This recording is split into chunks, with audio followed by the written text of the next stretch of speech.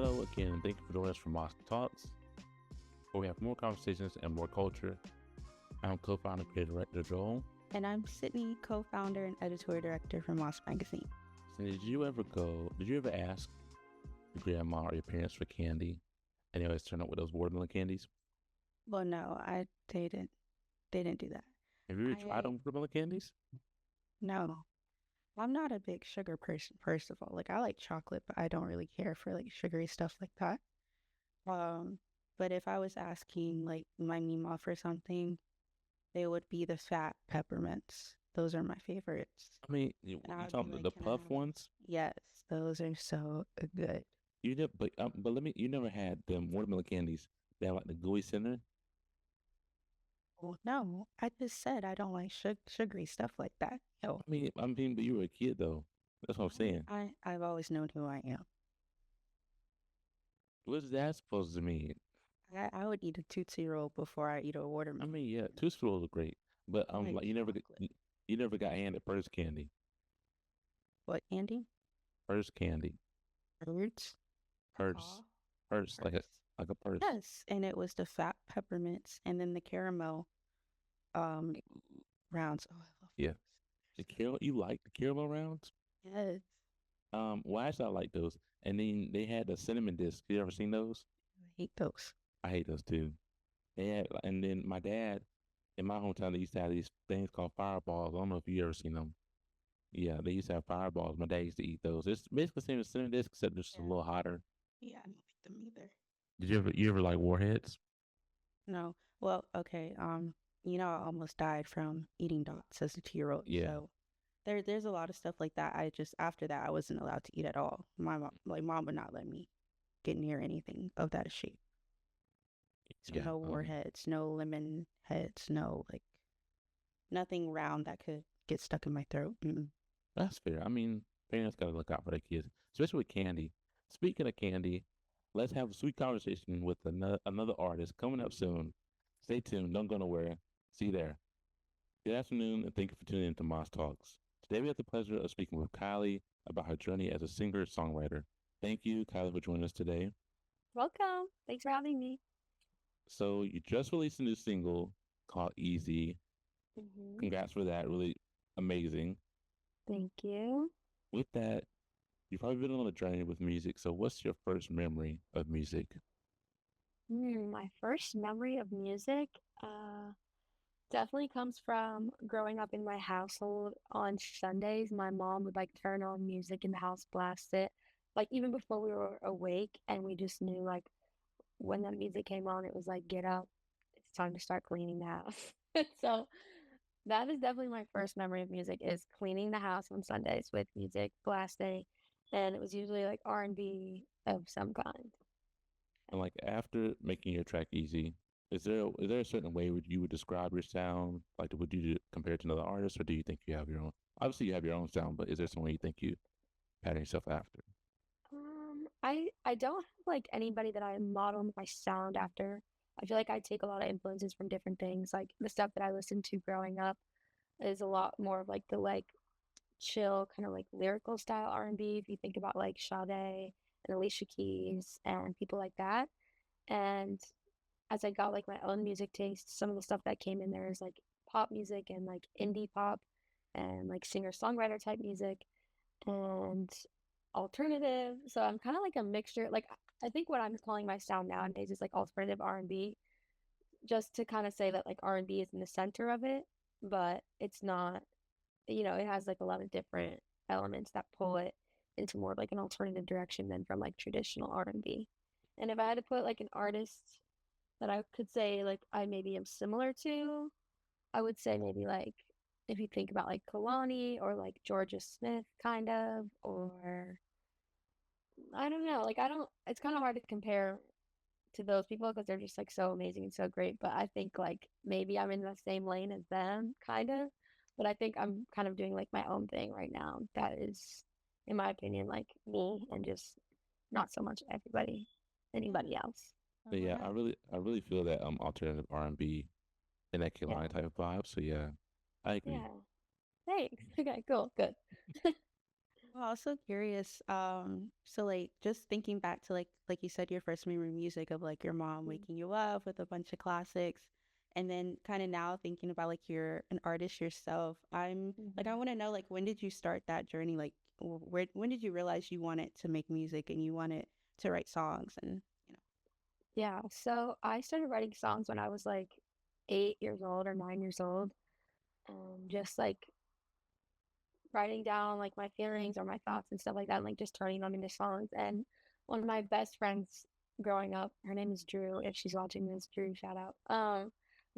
We had like a band when we were like 8 years old, and we would just write little silly songs and like sing them and like dance them out in her basement. And that's really where my songwriting like journey began. And I've always been super creative and like a creative writer and a storyteller, and I love so much to just like create stories and like I don't know, I'm just super creative when it comes to writing. So I that's always been a part of me too. So I think I've just always been writing and like writing songs, but I didn't know that like I fully wanted to like be an artist and take it super duper seriously. Like I always wanted to be a pop star. That was like what we would play pretend was pop star every day, day in and day out since I was a kid.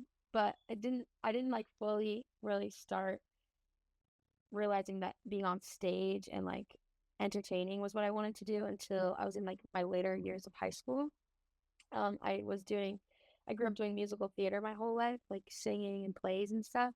And there was a show that I did my senior year, kind of like right around the time of when, you're starting to think about like your college essays and like they always want to hear like, what are you about and stuff like that. And like I was doing a show that year and I remember standing off stage after like the first number that we did to open the show and like just hearing the crowd be so just electrified by what we had just done. And then I got off stage and I was just like, wow, like this is really what I want to do for the rest of my life. Like I have to perform. I have to. And so yeah, that's where that really came from. Was like I was probably like 17 at that point, and I was like, okay, I'm gonna start like doing music, and that's when I started my SoundCloud page, and the rest is history. Love that. I love that. It's like that. It's literally that in the moment inspiration, you know, and like you're literally standing there and you're like, yeah, this is it. This is what I Yeah. want to do forever. I love that. Mhm. Thanks. Yeah. So I'm pretty sure your song process has changed as a child versus now. But how do you approach creating a new song? um, I think that also changes a little bit, but most of the time, how it always begins is I'm experiencing something or like something that I'm witnessing or one of my friends is going through. Always starts with like a feeling, a state of being. And I'm pretty sensitive, so when I feel stuff, like I have to write it down or I have to like get the words out in order to explain and just even process how it feels to me. Like so that's how it always begins, like some sort of feeling or some story or something like that. And it obviously like strikes a chord with me. So I'm like, that would make for an interesting song. Let's tap into that idea. Let's talk about that. Or I think like, okay, this is definitely something that a lot of people are experiencing. I know they have to be. So it usually starts with like a feeling and then I get into the writing process and I love to talk about like I love to give myself keywords and like things that we can make sure that we're like trying to convey throughout the song. So let's say it's like a heartbreak song about your first love. So I just write like, okay, what's the things that are coming to mind? Then I go to melody ideas and start just like messing around. And if I'm writing with a co-writer, we'll have like, we'll get some music going and a beat or whatever it is, like whatever the feeling is that we're trying to convey. That's the biggest thing that I focus on. So if we're trying to convey like whatever it is. I'm a big like feeling person. So always when I'm writing is that's the first thing I'm looking for is like how can we make somebody feel the thing that it is that we're trying to make them feel. And yeah, it usually starts with the words though for me. Um, so kind of like also just touching on your writing again, what was Mhm. your headspace like when you were writing your new song, Easy? And like, was it like, again, like, was it just a feeling or was it a collaborative moment or, you know, it kind of just came out all in one sitting? So how we wrote that one, I've been trying to write an EP for pretty much this entire year. And we were getting kind of like in this mundane process of like working on the same song for a while. And I went into the studio that day with my producer Robbie, and I was like, I think we should just start something brand new today and not try to like think too hard about it and just like go for it. And I also wanted to create something that just felt good because I feel like a lot of times in my songs I tend to write about stuff that's like a little bit heavier and like a little bit more serious. So I kind of just wanted to create something that was a little more upbeat and it just felt easy, you know, just like an easy thing to listen to. And then we just got going on with the concept, and we were just talking about like delusional, like obsessive type of love that's just one-sided and unrequited. Like sometimes you fall for somebody who just doesn't even give you the time of day. And we felt like that was a really relatable topic for people to grasp onto. And as we continued writing, I think it only took us like 2 or 3 sessions to finish the song, like writing wise. Um, and as we continued working on it, I didn't realize how true it was to me and like how personal the subject matter and like just the words and everything was to me until like I realized like this is obviously coming from somewhere. Like I'm able to speak on this so clearly because I think this is something that I genuinely have experienced in my life. And I think it just made the song like that much more meaningful to me. And yeah, we were going for a feeling. We wanted it to be fun. We wanted it to like sound really good and like for the melodies to just be like undeniably like catchy and just like feeling good. But we also, one thing I also strive to do is just to like say stuff that matters in my songs. I'm not the biggest proponent of like just saying stuff that's like filler and it's just like you're just saying stuff to just say it.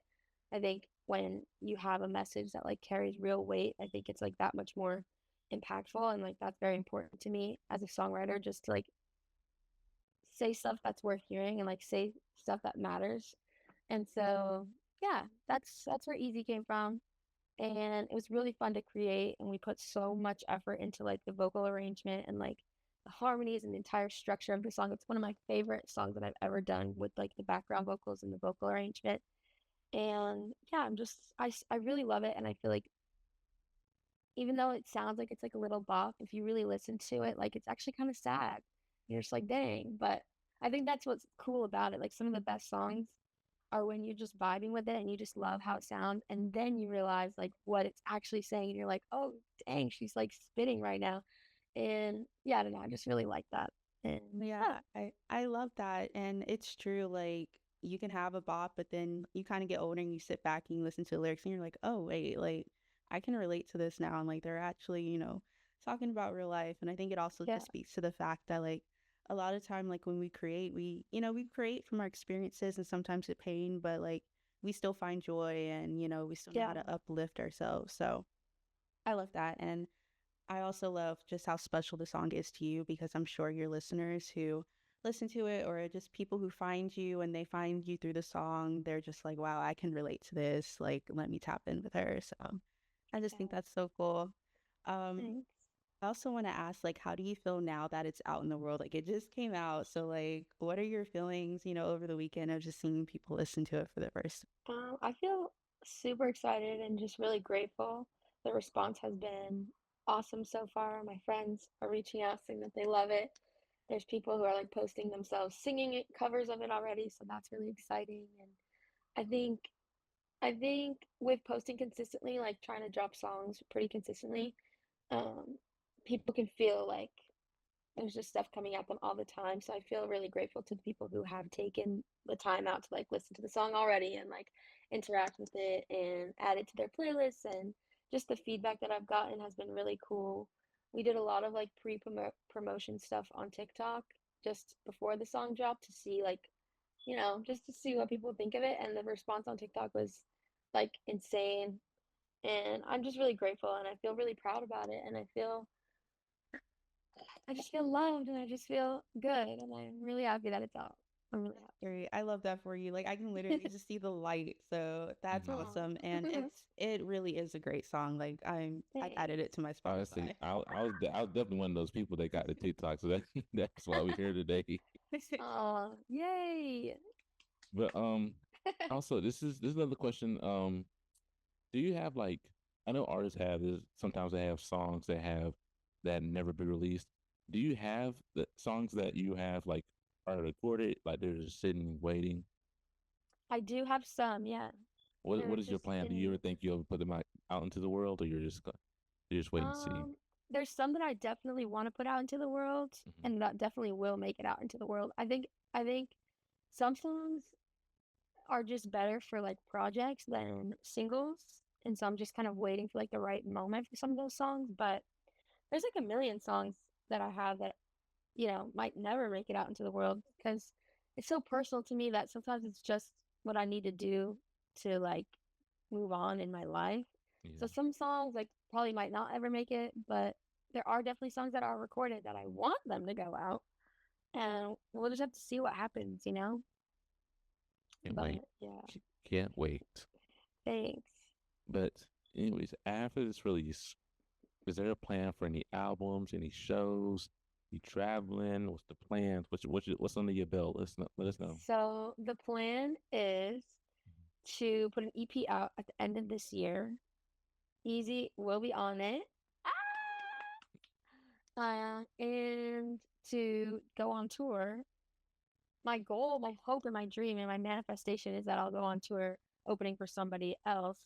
Maybe somebody like Umi or Raven Lene or, well, she's already on her own tour now, but like Umi or Fouché or Callie Claire, so maybe even in the UK, because a lot of That's. people, yeah. I'm glad you said that. Fouché you remind me of Fouché a tiny bit too. I'm glad you said Okay. that. Yeah, so that's my ultimate goal is to like use the EP that I'm putting out to create enough like of a buzz and like a package to offer to be able to tour. I was playing a lot more live shows than I have this year so far, just because I have been focusing on like the rebranding and like the new music that I'm putting out and recording a lot more. So I've been putting my live show on the back burner, but am about to start a new management potentially, and we're going to start working on my live show so that it is something that's, polished and packaged and like ready to go so that we can tour hopefully at the beginning of next year. And I have a show coming up. I have two. One of them is an acoustic set on July 17th at the East Side Bowl here in Nashville, if you guys are here. And the other one is Black Arts Bash, I think is what it's called. And it's a festival at the Cheekwood. Here, it's like a big estate and it's like an old house. It's like a huge place. And it's like celebrating Black music and Black artists here in Nashville. And I'm really excited about that. I love being included in like anything having to do with Black history or like Black music and being able to be someone who's a Black person who is making Black music in Nashville in like a predominantly country, predominantly white space. So I'm always honored to be included in stuff like that. But yeah, my plan is to finish the EP, promote that, and go on tour, honey. That is the plan. I'm excited. I'm not even going nowhere. Moving on to our last segment. We have a segment we call Quick Fire, where I ask 5 questions. Each question I ask is the first thing that comes to your mind. Just tell me what that is, and we're gonna move on to the All next right. question. Okay. All right, here we go. Okay. Favorite lyric you've written? Um, my mama came to me like, "What happened? I hate to see you making these habits. Take so long to see it like I did. You'd end up with a man like your daddy." I just Dream. love that one. Yeah. Love it. Dream collab. Kalani. Fair. Most Yeah. played song on your playlist. Today it's a song called "I Just Don't Know You Yet" by Absolutely. First concert you went to. I think it was Chance the Rapper. That's interesting. We can come back to that. Um, if you could perform anywhere, where would you perform? That is a great question. Ooh, maybe like Red Rocks Amphitheater. Ooh, okay. Yeah. So coming back to question number 2, Dream Cab collab with Kalani. Mm-hmm. What are the vibes? Are we doing a fast paced song? Are we doing a bedroom song? Are we doing night in the car? Are we doing early morning? What's the feelings here? What's the vibes? I would love to do something like what she did with I think you say it like Kwan, K1. Mhm. That song that she did, Worst Behavior, is amazing. And I also loved her last album, Crash. Or I guess like second to last album, Crash. That was my jam, like all year long. That was my number one. Every single one of my top songs was off of that album. And so if we could do anything similar to what she was doing over there, that would be so dope. I But I think think just writing with her and just creating, like I would be open to just seeing like what we could create together because she just inspires me so much. And anytime I get in the room with an inspirational person, I feel like magic is just made. So yeah. all right, so I'm gonna go ahead and skip to my last question because I know you know I'm about to ask. Chance the Rapper, let's unpack this. Yes, let's. I love Chance the I Rapper. mean, I love Chance too. I listened to what was it? Favorite intro yesterday, and yeah, like Okay. what? So was this around coloring book time? Was this around? Yes. Okay, Yes. It was around coloring book time. Um I I think I just went just to go because I really liked him at the time, and it was like when he was in his like ultra light beat era. And I think my friend had a ticket, and she's like, "Do you want to go with me?" And I was like, "Yeah, we're here." I loved coloring book. That's one of my no skits actually. That album that's for me. that's fair. I miss Chance. Like he's still here, but I miss Chance. Yeah, I know. After he put out that like hot water, hot shower song, I think Yeah, everybody was kind of like, you're like this is Yeah, new sound. What? yeah, something's being diluted. yeah. But he's a great guy. I don't know him personally, but he seems to have great, you know, great head on his Uh, shoulders, great family values. yeah, I think like he's trying to get back in his mode, his flow state with like Mm. what was it, Vic Mensa? I think he has a song coming out. Forgot who it's with. I'm gonna remember as soon as we get off. I know I am. But yeah, he has a song coming out soon too. But anyways, not about we're not here for Chance. Yeah, Um of again, thank you, Kai. Thank you for being here so much. We appreciate you. Follow on course. Instagram, check her out on TikTok, Yes, stream her guys. songs on any platform. Go to YouTube if you have to. Literally, check her out. She has great music. If you love Kalani, you'll love her. If you love Fushi, you'll love her. If you love Umi, you'll love Kyleigh. Thanks. That was a great session with Kyleigh. Amazing, amazing artist. Honestly, I said it in the interview, but the people she compared herself, not really compared herself to, but people she admires, people she likes in music, like it's not far off. Like it's great music. It's great music. Like Kyleigh has her own sound, but it's right up there in terms of quality, in terms of everything, lyricism, the vibes, the feeling. Especially lyricism. Mhm. Yes, it's all there. You can tell like she puts a lot of work and dedication and passion into her craft and it pays off. So y'all please tap in, tune in. Yeah, Yeah, y'all better be on your phones right now searching up Kyleigh on Spotify, I, Instagram, SoundCloud, YouTube, because she also has music videos. So go watch the music videos as well. yeah. Like I say, help a girl out. I'm serious, y'all. I mean, I know what this is gonna come out a few months from now, but the TikTok trend where the kid stands in front is like, y'all better listen to Mm-hmm. what my girl back here Exactly. gotta say. Y'all better go tune in. I'm so Go pay serious. attention. Out. We're watching, Don't make me out like a YN. Y'all and better go. we better see y'all when she go out on tour too, because Hmm. we're gonna be there. If not, we're gonna be supporting it. Oh, I'm gonna be there. I don't know where you gonna be. I'll be there. Oh, you got tickets already? Hey, you done talk to Kyleigh? Tell her hook me up too. Tell her help a brother out. I was first in line on Ticketmaster. What? Oh, you had a pre-sale. Yep. Oh, okay. I know that's right. Shoot. Let me find out. I must have missed that post. Let me find out. But I'm honestly surprised and proud of how many artists are coming out of Nashville now in terms of Black black arts artists. too. Yeah. Like it's not just like it's not even like even though country is an avenue in Nashville, it's a big avenue in Nashville. They're pursuing other avenues instead of just country.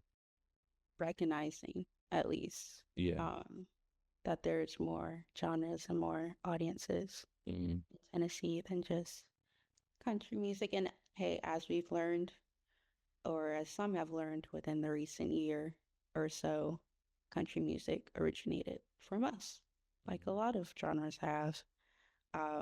So I think it's really nice that there's a lot of Black and brown artists in that area who are coming out successful and proud of where they're coming from too. Yeah, yeah, So y'all better go support Stanley and now Kyleigh. yeah. A Tennessee is up. We up.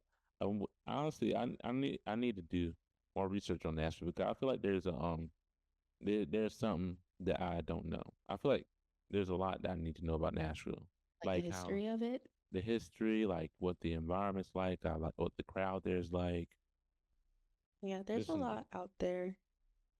just in general of everything besides just like monuments and and like general music knowledge. Hmm. I'm sure Like there's a deep Black music history there too. I'm Flavor too. And there's Deep Black History with Moz Magazine. I'm Joel. That's Sydney. Thank you for joining us on Moz Talk. This has been a great episode. Go check out more on Spotify, Apple Music. Go to our TikTok, check our TikTok page. Go to our Instagram. Hey, hit us up. You know, support us, support Kyleigh, support Stanley, support Nashville, support the culture. You know, what are you looking around for? Yeah, you black too. Come on, support 'Cause the I feel culture. like we just started our conversation. Now we're saying support bye. support the culture. I am how the listeners are reacting right now. What you mean you're leaving? We just Yeah. got here. Mm-mm. We came here for Kyleigh. You want to talk? You want to talk some more? We can talk. Yeah, but no, like I feel like there's a lot of places besides Nashville that I could get more knowledge on. Like even though Atlanta is a central black hub, I feel like there's a lot more than just like trap music, rap, hood rap. Um, It goes back. This was not a Moss Talks episode, but if y'all haven't yet, you can go and hop on issue 8 and read one of our article features. And in that feature, we talked with Anna Ray Smith, who is a filmmaker out in the Carolinas. And she touched on this, we touched on this in our conversation about how there's a lot of people right here in North Carolina. For those who don't know, we're based in North Carolina. And we come from a state of amazing, like talented Black creatives. And like, if you think mainstream, we have a lot of people here. We have Fantasia, we have Anthony Hamilton, Nina Simone, Shirley Caesar, J. Cole. J. Cole, a lot of people, you know, are from like, it's okay to be where you're from. Like, who cares if you're not from Atlanta? It, All right, you're from South Carolina. There's a lot of people there. All yeah. right, you're from Ohio. There's a lot of people there. Like, be proud of where you're coming from and like represent it. And that's I want to another thing too. I'm glad you said that. It's okay to be where you're from, but don't settle. Like just because you're Oh, yeah, there, that's true. don't let the people there dampen your light. Yeah, still have like your passions and your aspirations and, do the things you want to do, even if people around you don't understand it. Still, be your creative self and Do the do thing. what you want to do. But Do the thing. also don't feel like you have to run off to a bigger city Hmm. because you don't. Like where you're from is who you are still. So, you know, I hope someone out there shares that Yeah, at least. catch it. Call it. I'm getting old. All right, we gonna wrap up. He said that, y'all, not me. Hush, because you gonna call me old as soon as we go off camera. Right, that's our conversation for today. Again, nothing I said earlier has needs to be said again, but I'm gonna say it again. How many platforms we got? We got Instagram, we got TikTok, we got YouTube, Spotify, Apple Music, LinkedIn. LinkedIn. I know some are looking for jobs. I know I was. And scroll past I've this. been with us on LinkedIn, y'all. Exactly. All the jobs you're applying for, take a break, stay on LinkedIn, and go to Moss. That's all you got to do. Network with us. That's all you got to We're do. open. We're open If you to it. if you network with us, we could be hiring you in the near future. Anywho, support Moss Magazine on all the platforms. I named 5 plus 5. And our website. Visit our website, y'all. There's a lot up there. Literally, our website is who we are. If you really want to learn about us, if you want to connect with us, find our email there. We have submissions open usually about 2 or 3 times a year. So stumble upon our website. You never know. It might be looking for someone. It's mossmagazine.net. Don't be a Easy. stranger. Don't be a stranger. So yeah, support us so you can put out more content. So we can hopefully one of y'all that's watching is someone that we can support too. So you know where to find us. So support us so we can support you. I'm Joel. That's Sydney. This is Moss Talks. More conversations and more culture. Y'all have a good one.